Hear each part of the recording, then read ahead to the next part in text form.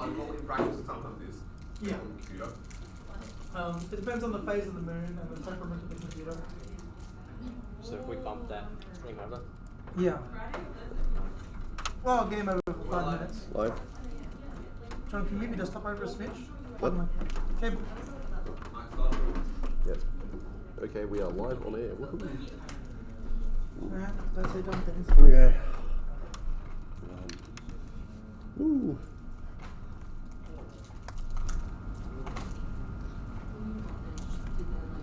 Okay, we have about 5 seconds of stream delay. That's reasonable. Okay, hello everyone, and welcome to the stream. If you want to join us, we are in N101. You want to maybe... I'll leave that so it's part of the screen. Yeah, we have like bickies and chocolate milk and good stuff, so feel free to come along.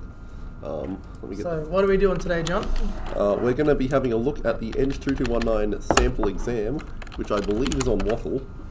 Apologies for the late start. As you know, it's not a 2219 live stream if there aren't technical difficulties.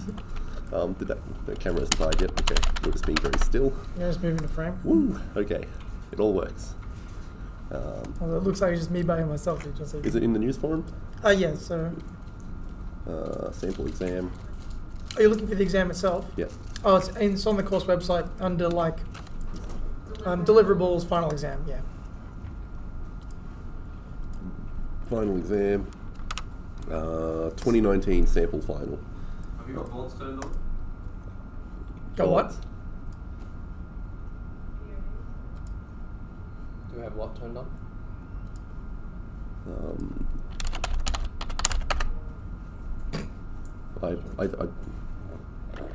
Oh, okay. This is the easy part, John. Yeah, this is the easy part. I should be able to do this just fine. How does this work? We choose which screen they see? Yeah, so John can sort of like bounce back. And so currently at the moment they should be seeing this, am I right, John? Yeah. Okay, I'm so they're sorry, seeing what John sees. And then he can... If necessary, is it possible to hook up this one? Not easily. No, it's not trivial at all.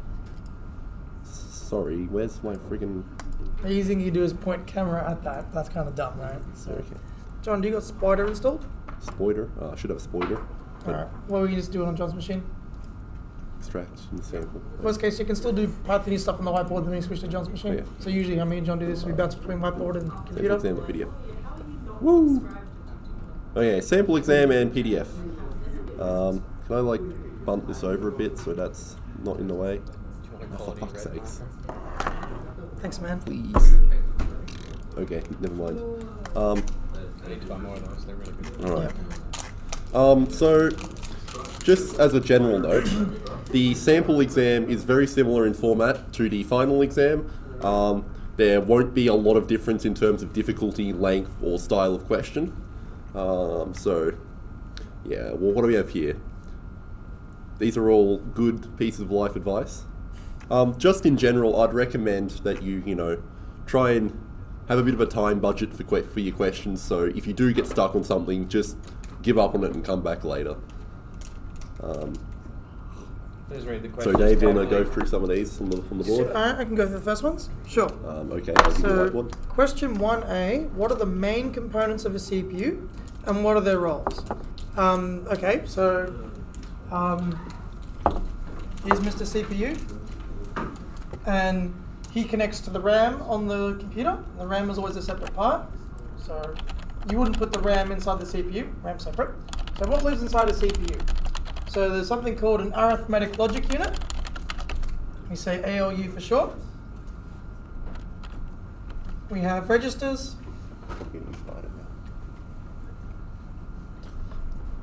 On a new CPU, you would have cache. Our dev board doesn't have cache, so I'm not going to talk about cache. We don't really cover it in this course. I think we should use black if we can, it's a bit hard. Oh yes, good idea. Yeah. If it's a good black one. Yeah.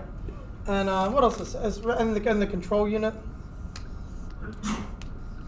which I should write that in full. So control unit, and all these parts sort of hook together via a series of what we call buses.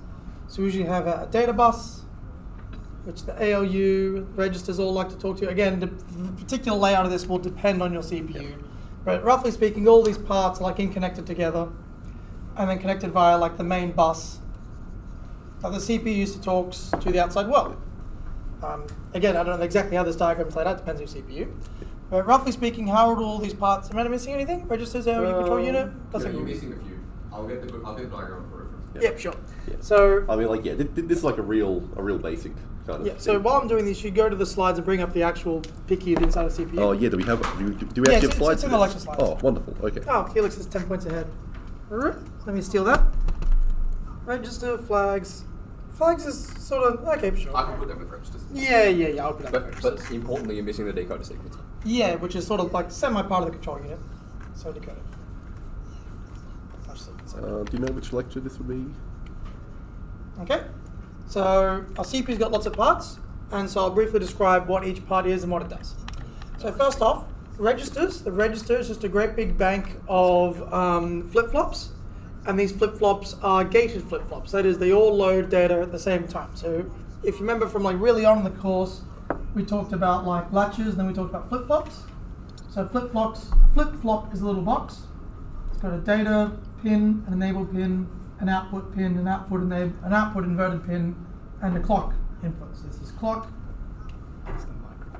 enable, When you want to be pipe and stuff. data, Never what's it. output, Yeah. and output negated. And all this little box does is that if the enable line is set to high, whenever the clock has a rising edge, and what's a rising edge? When the clock line jumps from low up to high, so this thing here is a rising edge.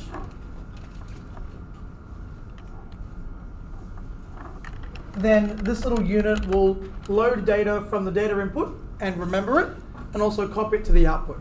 So this is essentially memory, and it's very, very fast memory, it's very expensive memory.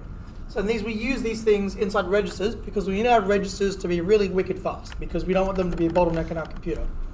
So all the registers are nothing more than lots and lots of these flip-flops daisy chained together that share a clock line. So for example, if you have an 8-bit register, I want to use 8 instead of 32 because we've got lots of them. Each of these is one of these little, so we'll call this as a D flip-flop. And we've got a bunch of them with a shared clock line. And then we have all the inputs. And then all the outputs.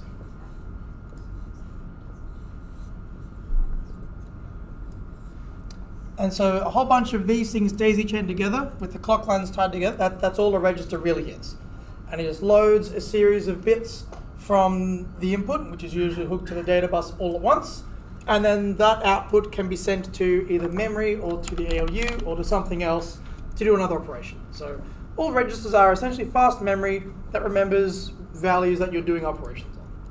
The ALU, or the arithmetic logic unit, is basically a purely combinational circuit. That is, it doesn't have any memory, and it's the part of the computer that does all the calculations. So the ALU, if we draw it a little bit larger, it's usually drawn as this like funny V shape. Maybe this is a good time to fit in the difference between combinatorial and sequential logic circuits. That's a good point. Because I think was one of the questions. Yeah, so I said the word combinational versus sequential.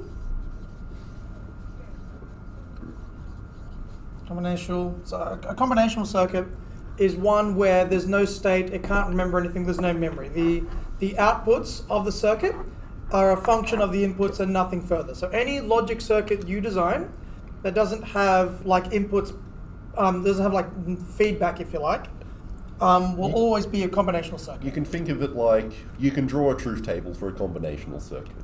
You generally cannot draw a truth table for a sequential circuit. You just can have like Yeah, it's Yeah, I think not a truth table in the classical sense. Yeah.